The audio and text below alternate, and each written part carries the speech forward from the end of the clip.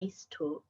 Today's talk is on the title of Find Your Voice, Build Your Influence and Impact. Our two speakers are joining us from the Caribbean.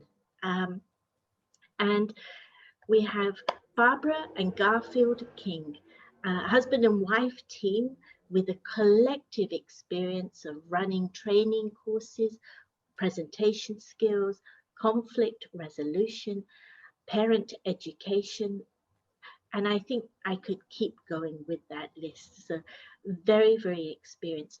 Both of them are also experienced broadcasters um, in the Caribbean. So we're very fortunate. We've asked them to cover a few things specifically. So they're going to touch on them. And in the questions and answers, you'll be able to ask them to unpick it further for you. So the first thing we've asked them to explore with us is how to find and make the most of our voice. Now, it may be the voice of the tone of your voice, or it may be what you have to say. What's your message? What's your gift out there to the world? Secondly, communicate assertively and authentically. And then thirdly, the thing we've asked them to explore is amplify your influence and impact. So they're going to share for 40 minutes, and then we're going to ask you to send in your questions to us through the question and answer link. And I will be putting those questions to Barbara and to Garfield after the talk.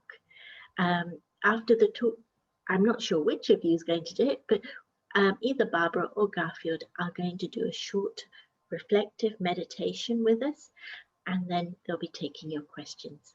So Barbara, Garfield, thank you. Over to you. Thanks, Artie. Thanks for that introduction. Much appreciated. Good evening, everybody. Good day. For us in the Caribbean, it's afternoon.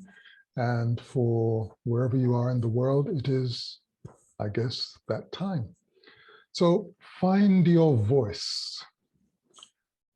We like to believe that your voice does not need to be found. Your voice needs to be allowed.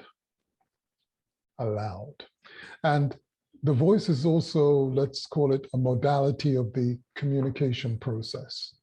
And communication in its most fundamental manifestation is an exchange of energy. Energy.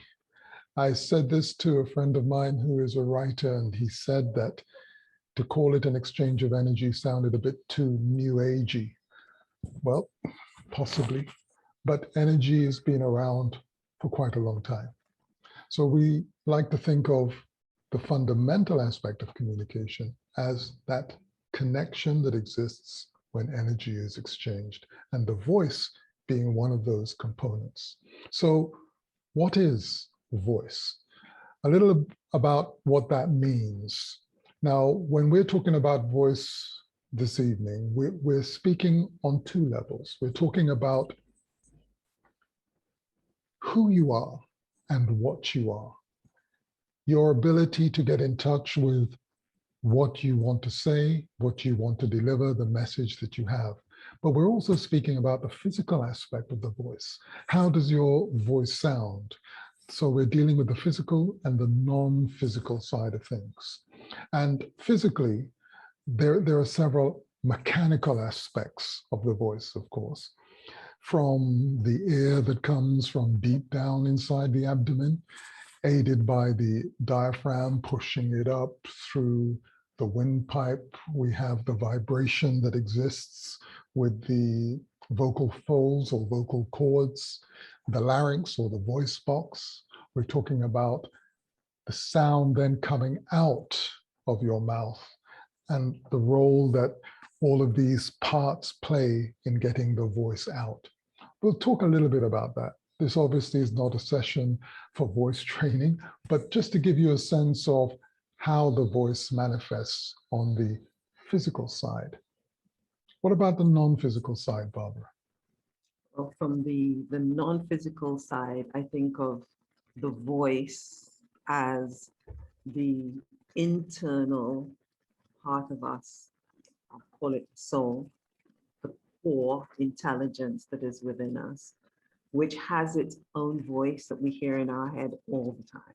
Right? So that voice coming from it within is the expression of the thoughts, the ideas, the emotions, moving them from the inside to the outside. And the two work together.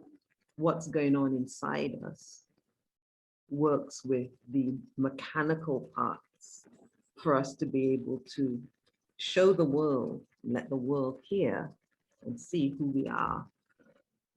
So one cannot go without the other, but you can train yourself to be more conscious of what you're doing and to be more conscious of the words that are coming out of your mouth and more conscious of how you use the mechanical things that you use every day to speak in a way that makes your communication far more effective and impactful. And we're going to talk about more specifics of both of those. So Garfield, maybe you could talk about how to get that external voice clearer. Well, sure. As I say, it's in the time that we have, we can just begin to explore a few things, but I'd like to bring your attention to your breath, as they say, because our breathing has an impact on the sound, tone, and quality of our voice. And as I think many of us have experienced, our breathing can be very significantly impacted by our emotions. But as well, our emotions can impact our breathing, kind of go together. You know, when somebody is anxious or nervous, we say, okay, take a breath, slow down, take a breath, breathe. And we say something like that instinctively. Nobody had to tell us to say, we know that. As soon as a baby is born, you know, the little slap on the buttocks to get the air in, to start breathing. The first thing we do when we come into this place is we take a breath. And the last thing we do when we transition is take a breath. And so when we realize that, and we realize that the breath is an integral part of how the voice works, it then gives us an understanding of how important the voice can be when we connect it with the breath. So one way of getting your voice clearer is to learn some techniques of breathing deep down so that we can get the air from the abdomen, aided by the diaphragm pushing up. We can adopt a posture. For example, if you allow me to read something, which is something of what Arti said, and I'm going to read it with my head down, and I will say that find your voice and you will increase your ability to spark big influence. And I say the same thing with my head up and the paper up. Find your voice and you will increase your ability to spark big influence. Now, I didn't speak louder. All I did was hold my head up. And in that process, the windpipe was free. So the air, that amount of air coming from deep within, down in the abdomen, is free to move. When my head is down, I'm blocking it. When my head is up, I think you can hear the difference. The third part of that is simply by opening your mouth a little bit wider, because air or sound is measured in decibels, air pressure. And most people only open their mouth a small amount when they speak. So only moving a small amount of air. Open your mouth just a little bit wider, you're moving more air. So even without forcing it, you're increasing decibels, more air pressure. So it's perceived there's more volume. And all of that without making any effort. And it starts with the breathing. So why should somebody even consider making those alterations to the way they communicate? Simply because as a listener, and I think we've all experienced this, when you can't fully understand what somebody is saying, in a very short space of time, you switch off. It's too much effort. And in this day and age, who has the time to make all that effort to listen? Whereas If you make this small amount of effort on your part as the person sending out the information, you then make it so easy for people to absorb what you're saying. And one of the things about that is, and I don't want to make it sound like a confidence trick, because it isn't. Because remember, communication is a tool and it can be used for the power of good and the power of not so good. But let's stick with the good part, please.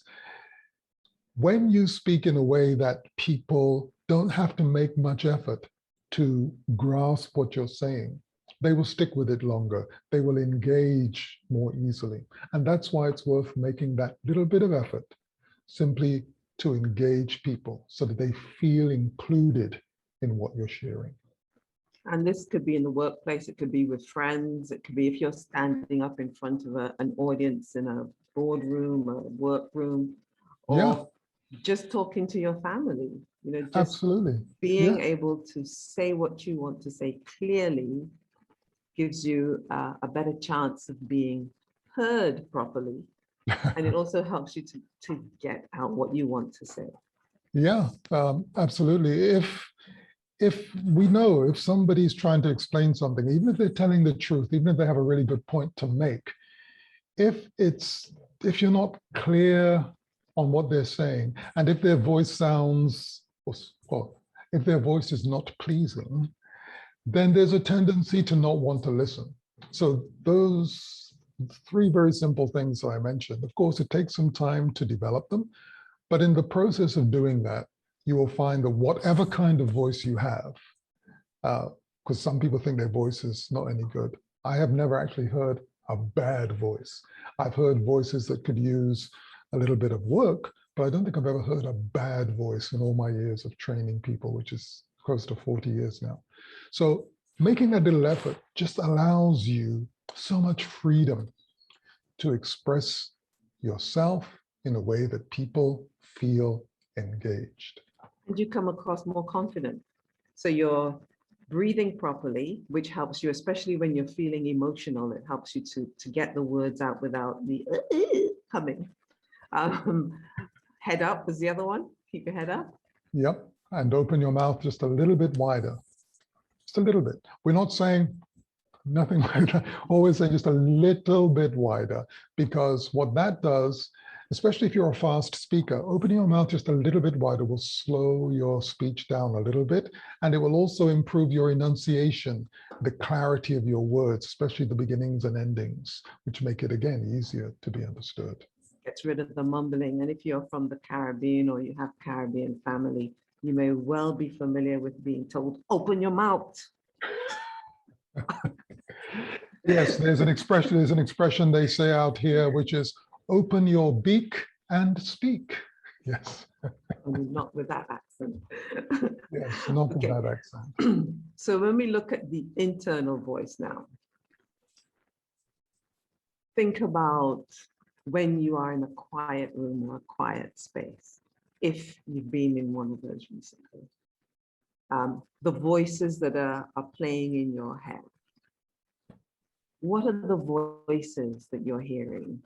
Is it your voice, your mother's, father's, the voices of teachers, or maybe a celebrity you follow, or the writers from a TV program that you follow? Or maybe you're into politics and in your mind is playing the critiques and the latest wisecracks people have about politicians and what politicians are doing or not doing.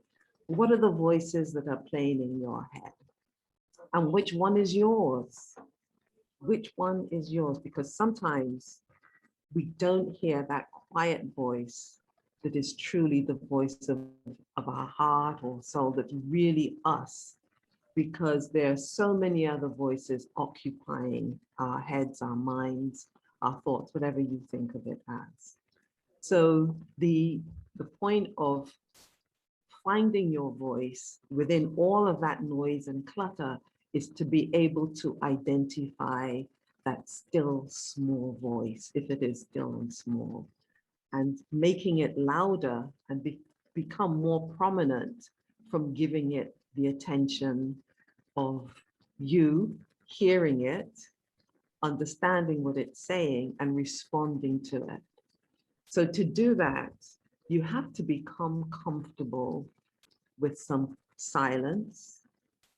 If you are one of those people who must have some background noise, whether it's the TV, a radio, a podcast, music, something that keeps you listening and not listening to the internal. So you're listening to an external voice of some kind, but not listening to your own. It means you're going to have to spend some time without sound and hear what's really going on inside your mind.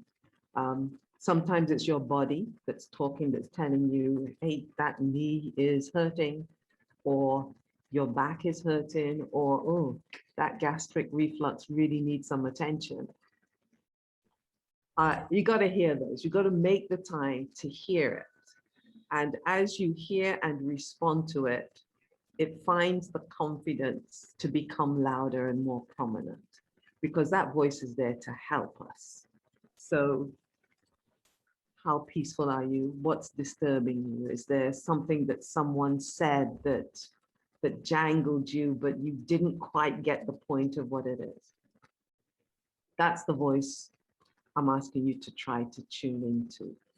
Identify the inner voice that is yours and learn to build a relationship with it.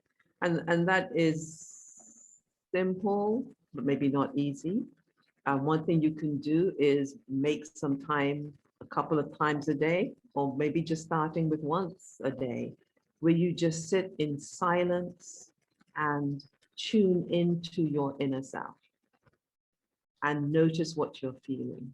Notice what your body's feeling.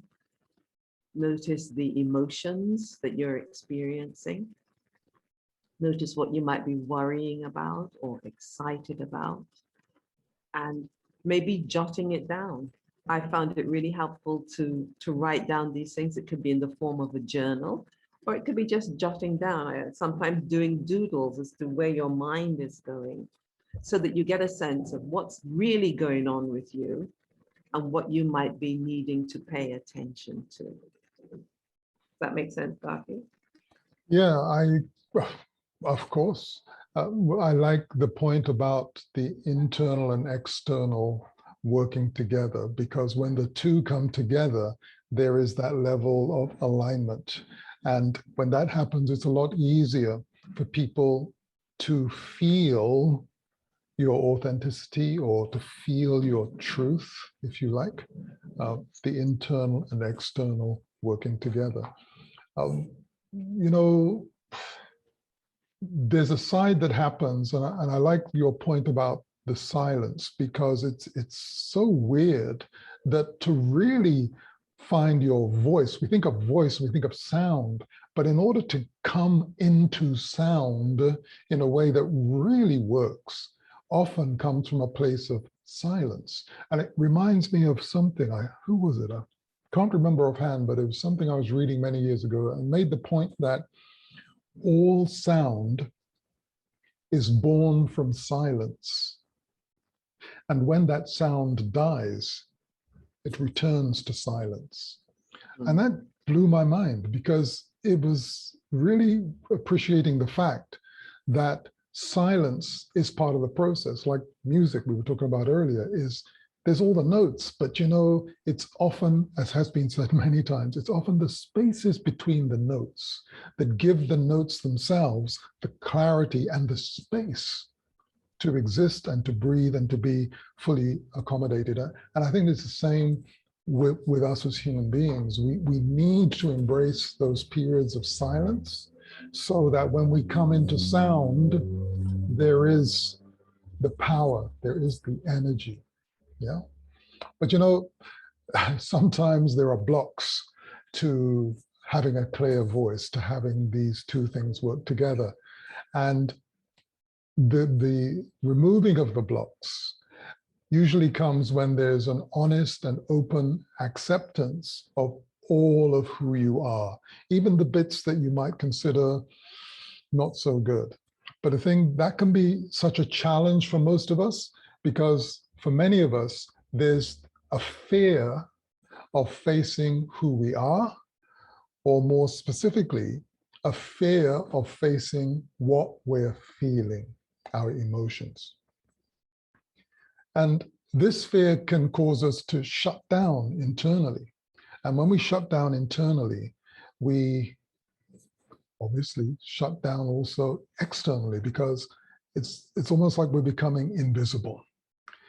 And when we do try to come into sound, there's stuff happening in the head, but it's just not finding its way down into the mouth. We can't find the words. And even if we do find the words, they're not always the right ones. And sometimes the way it comes out is not what we intend. So we need to be aware as well that it's not all about the words, because even if you have the right words, the way you deliver them might have an impact on how they're received. So when you can remove some of that fear, what happens is there is a lessening, there is a freeing up of emotion. And we talk about, as we said in the beginning, that communication is an exchange of energy. So what does that mean? Back in the day, we used to say, hey man, feel the vibes. Well, that's a very real thing. When you think about it, somebody might walk into a room, they don't have to say anything, and you feel something. Or you can be sitting next to someone and you kind of, there's a connection happening, or a repulsion. You meet somebody for the first time and you might say, well, there's something about her, I just feel funny about it. That's the vibes that we're talking about. That's the energy. So when we say that communication is an exchange of energy, we're talking about what makes the connection. Yes, obviously, we still need to find the right words. We still need to be aware of our body language and paralinguistic, how you say what you say. We need to be aware of all of those things. But all of those things, the words, the body language, how you say what you say, that's like icing on the cake, because they're there to validate that energy exchange so that we can be a bit clearer on what we're feeling. But the essential connection is that exchange of energy. And the most important person you communicate with is Barbara. No, I don't mean the most important person you communicate with is Barbara. I mean. I was going to ask a question. Okay. You're saying all this about the vibes and your communication, getting the energy across. So is that part of your concept of the voice? Are you taking the voice then beyond what comes out of your mouth? Absolutely, absolutely. Because what comes out of your mouth is the end result of stuff that's going on in your head, going on inside you. And this is why it's important to kind of communicate with yourself along the lines of what you were saying earlier, the internal dialogue that takes place, because that helps you to get in touch with what you're feeling. And you don't have to judge it. You don't have to say, oh, that's good. No need to judge it. Just take the time to acknowledge what you're feeling, to acknowledge your emotion. Because when you think about it, that's what gets communicated when you're connecting with people, that feeling, isn't it? That's what we are talking about. And if you're talking about influencing and inspiring and motivating people, that's just not something you read from a book. To do it authentically, it has to come from within you. And that has to be, what is it you're feeling?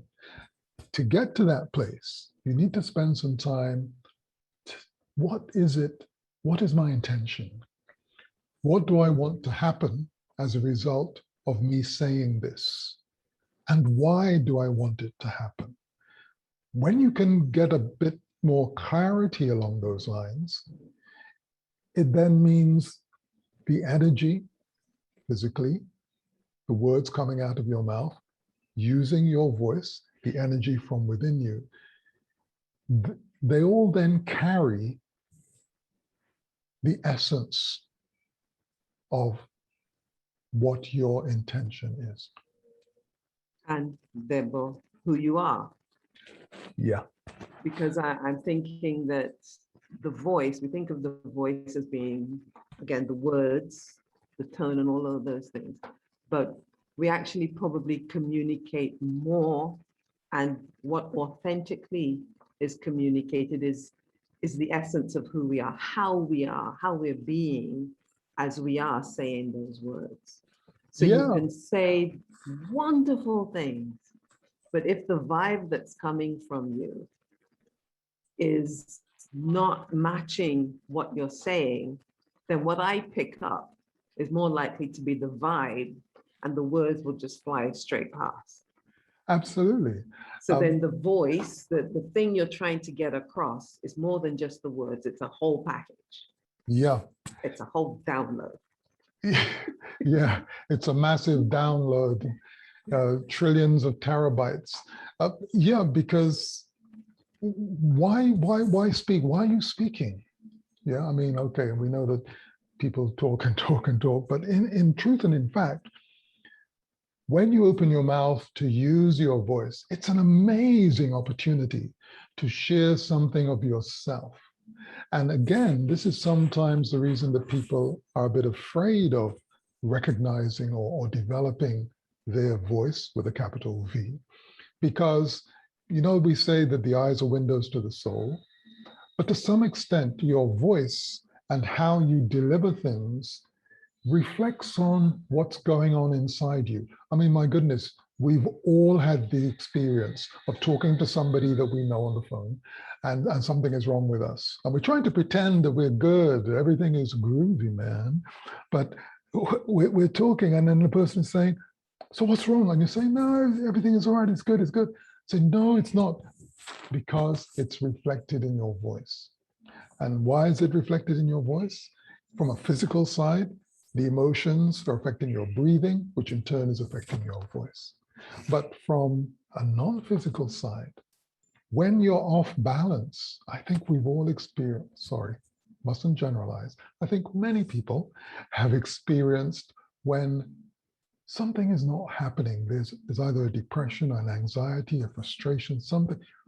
And it's like you're trying to express it to somebody, but it's just not getting across because you're now disconnected from who you really are. Has that been your experience, Barbara? Barbara, we didn't hear your voice. You lost your voice because you're muted, yes. So you're disconnected from who you are because your internal voice is not being heard. Because as you were saying about the eyes being the windows to the soul, I was then thinking, is the mouth the speaker of the soul, or what? So what is coming out of my mouth will be my truth, and it will be my truth whether it's authentic or inauthentic. Because if what's coming out of my mouth does not resonate with my soul, others will pick it up. Yeah. So it's there, it's out there. And they pick it up even when we try to hide it. I mean, yes, we know that it's possible to learn how to be a deceiver. And I think many of us to varying degrees do that from time to time. But yeah, especially people who know you, who've been around you, they can pick it up. They can pick up that there's a disconnect. But you know, when we get to the point of acknowledging what we're feeling and getting in touch with our emotions, and sometimes we need help, you know, because sometimes we really can't do it on our own. Sometimes we do need help. But when we get to that place, or we're traveling in that direction, what we find is that the associated fear gets less, because we're now facing these things that we were running from. And the more that fear gets less, the more we have control over that inner energy. And when that happens, the more we are willing to allow it to be, because the fear isn't there. The fear comes because we don't know, well, what am I feeling? What's going to happen if I let it out? If I let people know, oh my gosh, what are they going to think? But when that fear begins to lessen, we can allow who we are, what we're really feeling, to be expressed. And this creates a sense of, as you said earlier, Barbara, this creates a sense of confidence, of openness, a confidence and clarity about what we want to share, and the awareness that what we have to share is of value. And I think that's important. Yeah, so that's where it comes back to the soul. Because you're talking, I'm thinking all of these things, clearing away the fear, clearing away the strong emotions in particular. It's like cleaning the crystal ball. It's getting rid of the gunk that is preventing you from seeing the jewel underneath. Mixed metaphor, but you know what I mean. So in order to really be clear of your voice, to be able to influence with greater impact, you need to come from within, a place within that is clean and clear in who you are, about who you are, who it is that's communicating. And I think what this has meant for me is it's about digging and delving through the layers of stuff that have accumulated from relationships and experiences. I was talking earlier about the voices, the voice of the parent, the voice of the teacher, the voice of people we've passed through in our lives, whose voices come up when we are at challenging points sometimes. And they're the voices that tell you, you can't do that. Who are you to think that you could do that? Who are you to think that you belong there? People like us don't do that. People who come from where we come from can't do that. And there's this internal battle. And if those voices are loud enough, we usually stop moving. We stand still because they must be right. We've heard them so often, and they're so big and they're so strong, they must be right. But by practicing, dealing, letting that little voice come out, as I mentioned, I do use journaling, and journaling has helped me to give that small voice greater power. So I can write down that thought, like, who am I to think I can accomplish this? And then have a conversation with that voice on paper. Who am I not to? What's wrong with that? Why can't I? And that to and fro conversation lets that little voice become more powerful, and it will say, who are you not to be like that? Yep. Or it will give me suggestions as to ways to go. And that builds my confidence. And sometimes in that process of the conversation with my own inner voice, I get insights and thoughts that are original to me. And that's special because I realized how many of my thoughts can be unoriginal. There's somebody else's album that's been playing in my head for years and years. So getting to thoughts that are original for me, original meaning they're about me, they are unique to me and where I'm going in my life and what I'm feeling in my life at this point and what I want to give myself permission to do and be, that is when that voice becomes clear and the other voices shut down and I can hear myself. You can hear your voice, basically. You can then hear your voice. And what you're speaking about is that growing in confidence. And that growing in confidence is what allows us to communicate from a deeper place, a deeper space. And we said that it's not really voice training, but you know what? You could probably call it that because internal voice training, training the internal voice, which in turn helps you to use the external voice.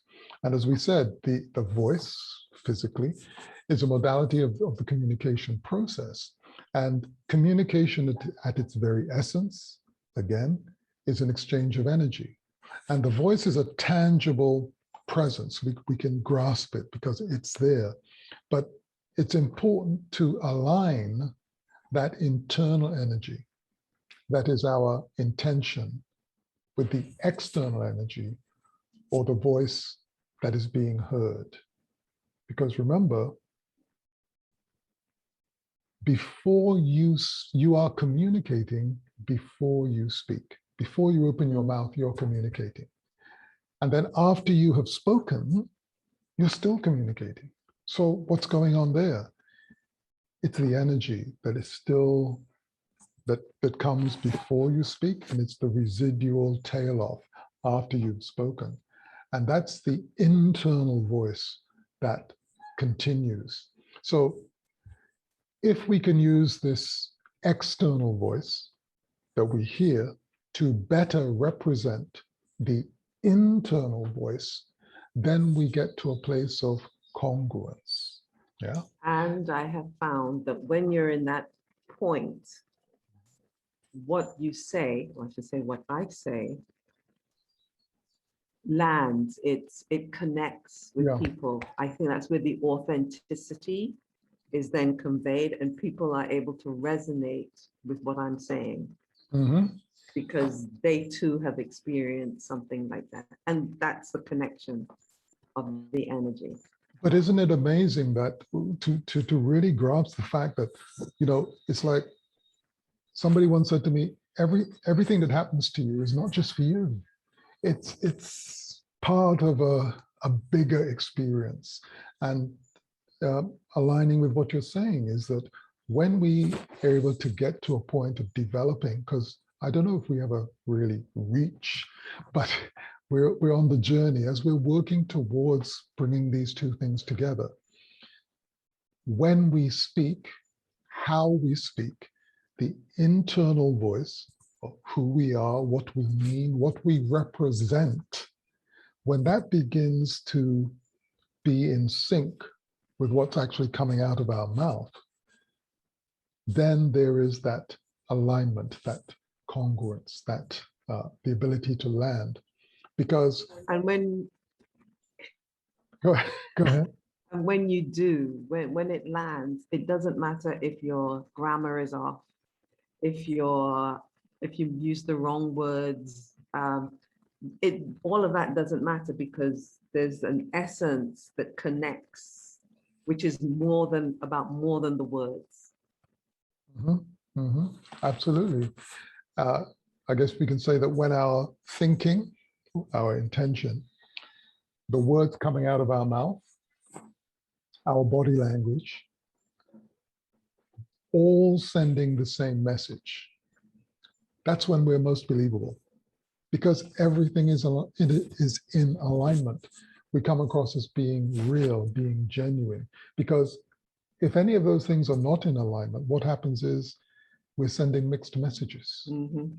And when people send mixed messages, there's no way that they can influence or be impactful. There has to be that alignment between who and what we are, the energy we're radiating, and the words coming out of our mouth. And I see that in situations where I am with audiences or with people who are sharing. I work with a lot of people from the nonprofit sector, and many of them are very passionate about their mission or their particular agenda. And for many of them, they're working in that area because of a personal experience. They have tapped into their own stories, their own experiences, and they have determined that they want to make the world different because of what they experience. So when they speak from that place, whether it's about child sexual abuse, domestic violence, their passion for the environment, or dealing with fear or the school system, whatever it is that they feel passionate about, when they speak from that place, they create a powerful message that people listen to. So it's not this coolly put together document. It's not an essay that they are then reading and presenting. They're speaking from the heart, from the experience of the heart, from their experience of life, from their passion and their intention for a better world, a better community, whatever it is. And that's influence and that's impact. You're speaking authentically from your passion, from good intention, and with a purpose that is for everybody. It's beyond just you. Right. So it is now your internal voice and your external voice combining. And I think that brings us to the time when we have the 3-minute reflection. And I guess that means I'm doing it since there's that long pause. Yes. Well, the main reason that you're doing it, Barbara, is because you're so good at it, you see.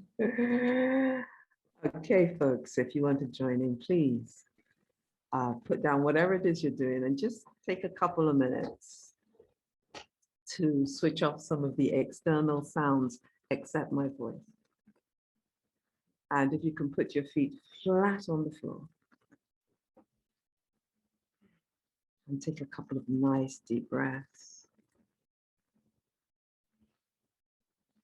Breathing from your belly if you can. So as you inhale, let your belly expand and let it contract as you exhale.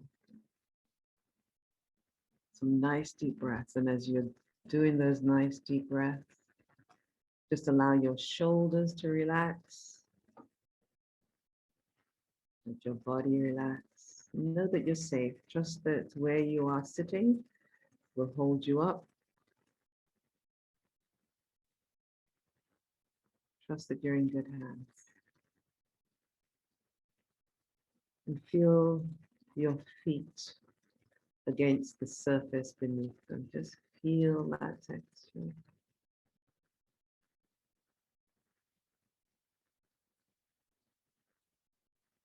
Focus your attention now on your heart. And feel the rhythm of your heart. See if you can feel the rhythm of your heartbeat.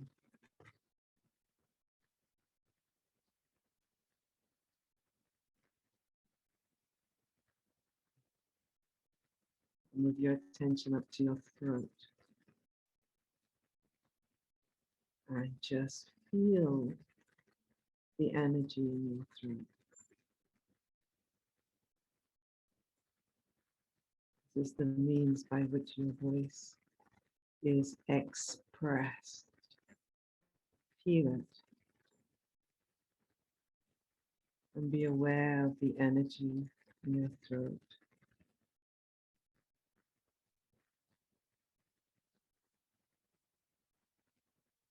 And know that you have the right to voice your feelings, the right to voice your thoughts.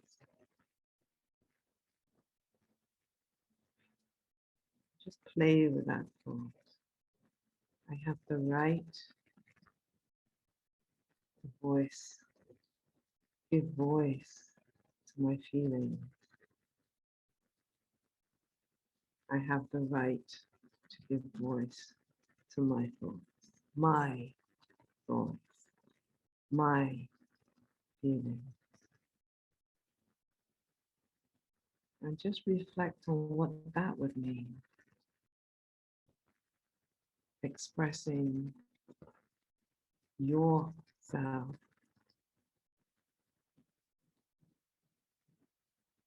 as you are, with full permission from yourself, with authority given to yourself. It is permission to be who you are, as you choose to be, in that body, in that world.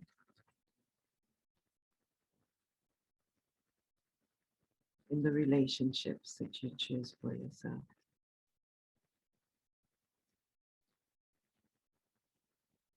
Take that permission to be, to voice, to feel,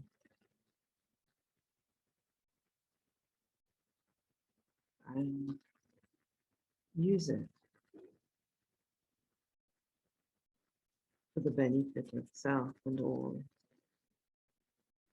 you encounter.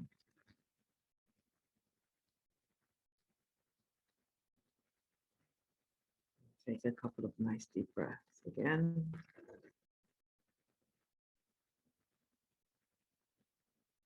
And bring yourself back into the space.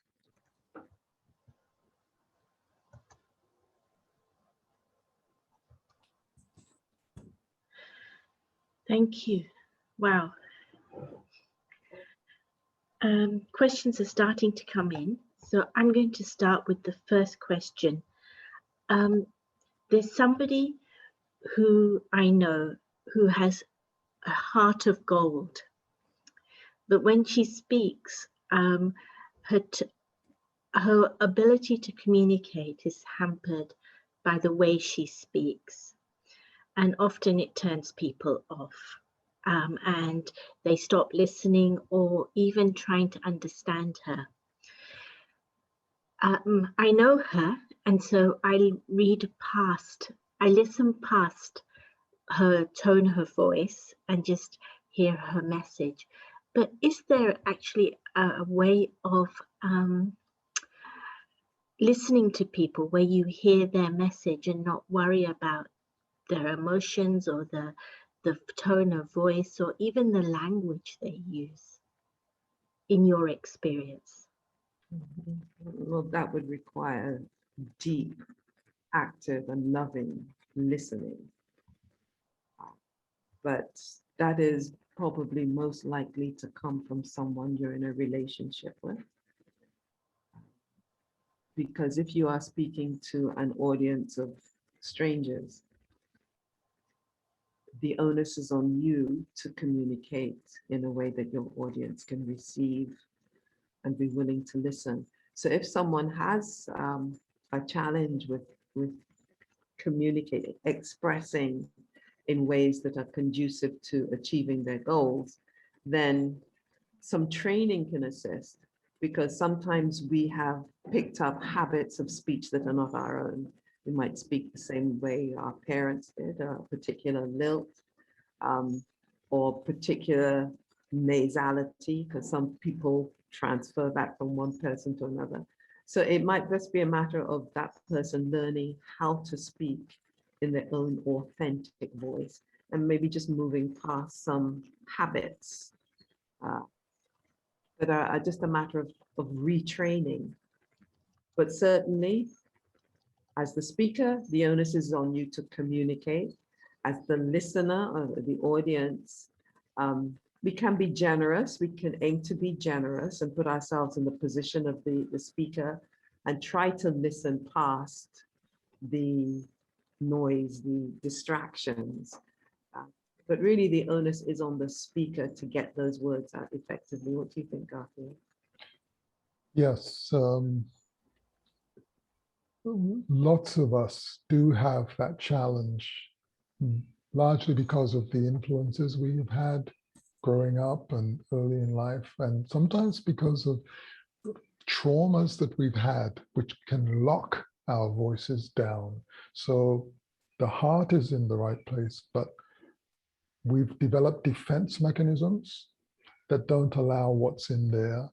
And it's a process of freeing it up. And as we said earlier, sometimes we might need some training, or if it is a trauma that is significant, we may need some professional help.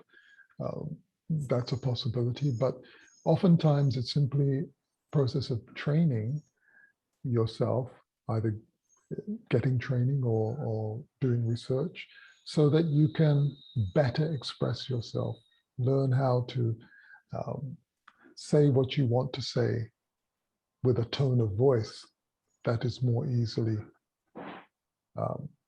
digested. Yeah. Someone asked the question, do we really want congruence depending on the other person's energy?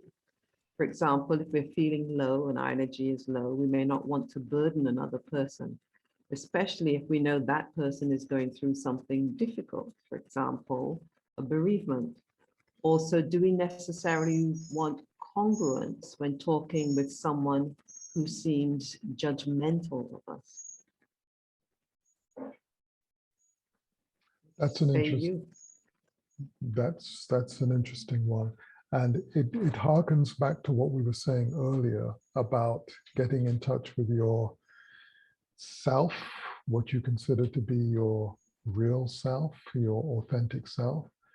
Because you see, the thing is, congruence is important to, because if you don't work on developing an aspect of congruence, then whatever state of mind you're in, your message is not going to land very well, because the person you're speaking to, or the persons, if it's a large group, will pick up on that lack of alignment. They'll pick up on the fact that you're sending mixed messages.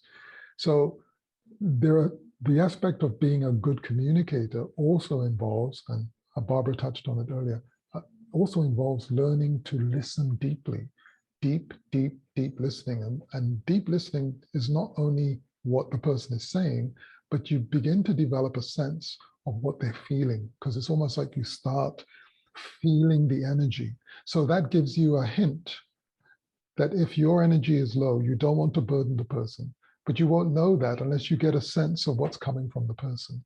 And then you can adjust what you have to say so that you don't burden them.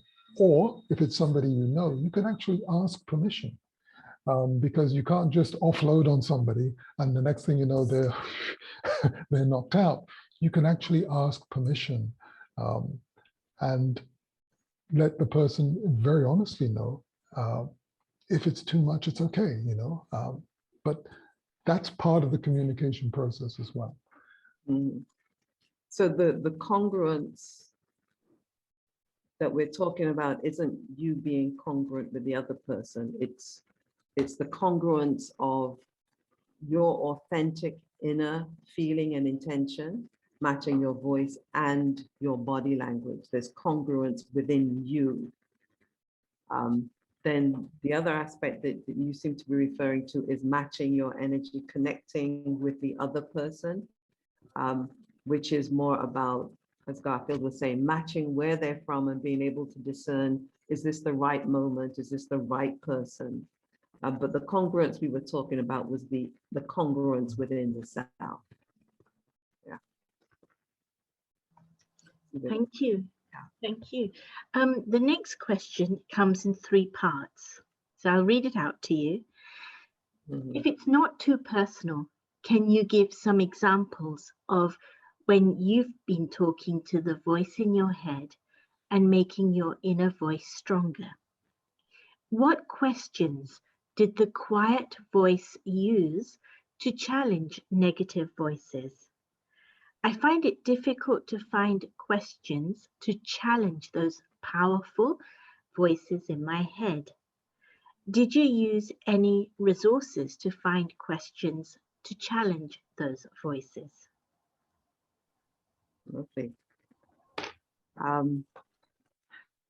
I tried to do it like a conversation I would have with a close friend, if the voices are friendly, because sometimes they're very assertive and aggressive, and because their voices from relationships in the past, they can come across as very forceful. But I would challenge them, what gives you the right to tell me I can't? A typical, I'm trying to think of an example. A relationship with someone where I felt disadvantaged, I felt offended, I was angry at the person, and I just wanted an opportunity to vent. I was looking for an opportunity to really spill the venom I felt inside me on them. And journaling about it, part of myself is saying, well, What gives you the right to spill your venom like that? Suppose that person doesn't deserve it. Suppose they're going through something. So it's challenging my own thoughts. Some of the harder thoughts that I have spoken of with friends are the kinds of thoughts that tell you you're really not good enough. And they're repeated, fault-finding conversations. And it helps to track back. Where did you come from? You know, I would put in meditation, this is put that character with that voice in front of me on an imaginary chair and dialogue with them to try and find out, where did you come from? And sometimes it's from a stage in my life. So like maybe when I was a child, a concept that I embraced based on what other people told me. And learning to relate to that in a forgiving way. Okay, so you are there, you're thinking like that, you speak like that because of that particular experience. And now speaking as an adult to that child, giving the information that's accurate. You know, that's not true. That's not really true about you. And giving that child self of mine the evidence. Look what you have achieved. Look what you did do. So that I'm changing the narrative of that part of the inner version of me. I hope that helps and answers your question. Yeah. But let me know if it didn't. An interesting resource is the work done by Byron Katie. It's called The Work, that comes from asking, is this true? Do I know that it is true? What would happen if this didn't exist, etc. It's a process of going through, and that has helped some people as well. And journaling is very good, but it's also with asking, as Barbara said, asking those voices the question, asking the question. And if it's, I'm sorry to interrupt you, that's what husbands and wives do. No. And I do it because I think I'm going to forget what I was going to say. But I wanted to add that if it is really intrusive and oppressive, it really does help to talk to somebody professionally. I have had the help of friends and people in support groups.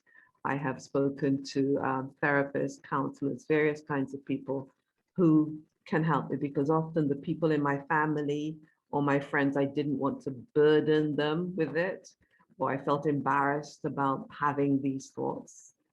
So it really did help to speak to somebody outside my usual friend group. Okay. And you owe it to yourself. Thank you. And the person who asked the question says it does help. Thank you. You did answer her question. Okay, the next question. In modern times with virtual communication, how can we listen deeply? Yes, that is a big one in the world we live now. And of course, this type of virtual or mixed communication, mixed learning, mixed meetings will be going on for quite some time. There are similarities and there are differences to live face-to-face and in a virtual setting. Obviously, this is a webinar, so we can't see any of you.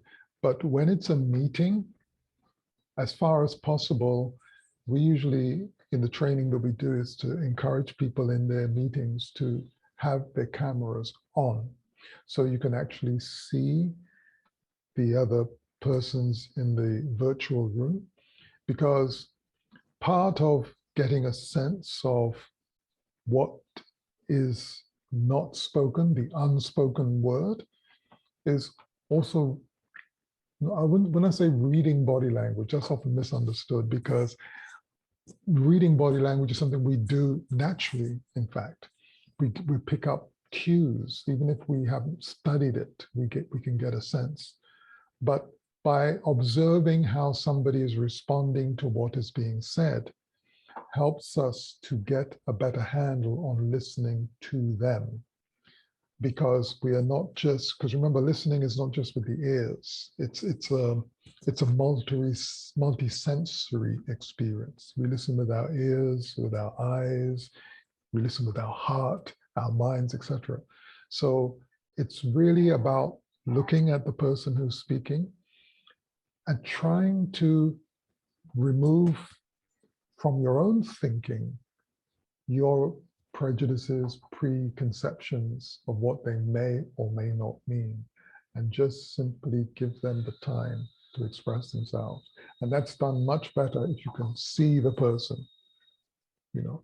And if you're in a meeting, it doesn't mean that you necessarily have to have the cameras on for the whole meeting, but just at significant parts of the meeting when things are being processed, for example, because some people don't like to have the cameras on all the time, but just at key parts so that everybody in the space has an opportunity to see each other and to relate. Mhm.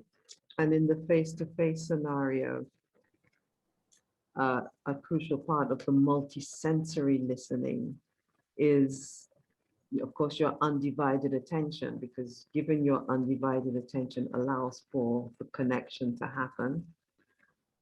So your undivided attention and listening, letting the words go into your ears, letting the impressions come into your eyes and to all the other senses that you may use, because much of what you might pick up of importance will be unspoken. So deep listening picks up the unspoken as well as the verbal. And I'm sure a large percentage of you that are listening are sensitive in many ways. You may be empathic. You pick up on people's energies. You sense what's going on. So pulling all of those extra special skills in allows you to get to the soul level of what the person is saying and where they're coming from. But it requires the practice of listening to yourself. You can give yourself that attention, then you know how to give it to others. All right, that actually leads us into the next question. Earlier in the talk, you spoke of accepting all of yourself, including all the yucky bits, in order to be clear on what's going on for you. How do you do that if you're not used to this? It seems to be a starting point to this process of being authentic. Yes, thanks for that amazing question. And you're absolutely right. It is a starting point. And it's really, you know, starting points are supposed to be easy, but it's really like being thrown in the deep end because it's a big one. And we are who we are, the good, the bad, the ugly. But we've often been trained, as Barbara was saying earlier, that, okay, you mustn't do this. This is no good. I don't like it when you do this. I don't like it when you do that.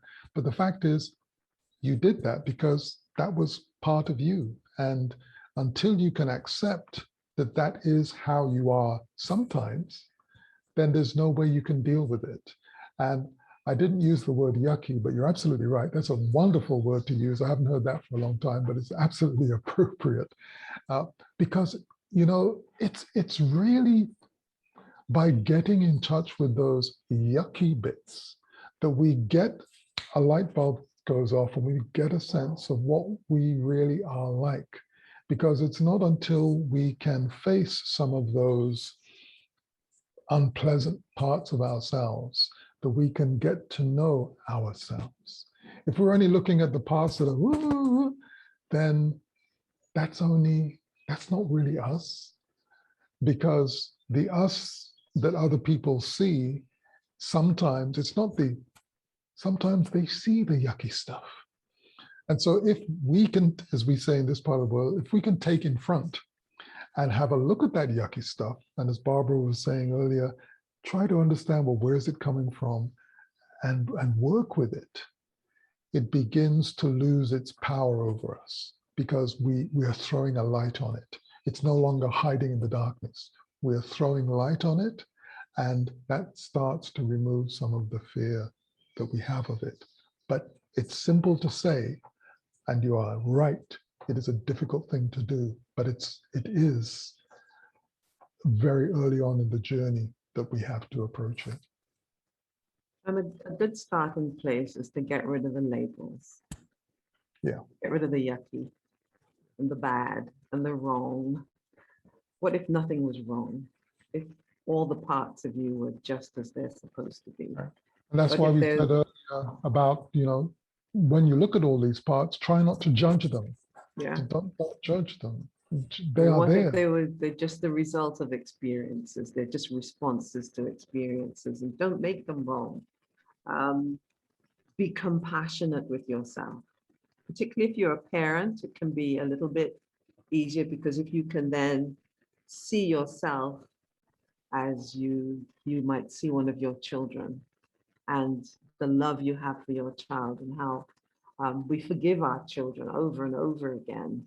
So they may do things that are annoying, but that doesn't make them bad. It doesn't stop you loving them. So if you can have that self-compassion and explore the parts of yourself that you're uncomfortable with, because that's what it is. You're actually uncomfortable with this part of you because maybe it's not wearing makeup, maybe it's a bit sloppy. It doesn't fit the description of perfect. If you can look at that part of yourself with compassion, you will see most times that it exists because of some wounded part of yourself. It's hurting. It's demonstrating pain. It's bleeding. And so it looks distorted. So it's to get in there and soothe and help it heal. Just give it attention and listen to its story and forgiveness. I understand. If I understand why you're like that. And you're a bit odd. You're not quite how I want you to be, but hey, you're kind of nice. You have some qualities that are admirable, because there may be a point at which you want to bring out those not so attractive aspects of yourself, because they are protective. And many times those are protective parts of the self. So compassion, stop labeling them. No wrong, no wrong. Just wounded, and help those parts heal. Wow, thank you very much. And Barbara, Garfield, thank you so much for making the time and joining us today and sharing some insights with us. It's really appreciated. Thank you very much for the opportunity. It's much appreciated. Thank you. Yes. Thank you for everyone who joined in and participated. We really appreciate it. Thank you. Great. Good night, everybody. Stay safe and stay well. You Good too. night. Stay happy. Bye. Bye-bye. Bye. Bye-bye.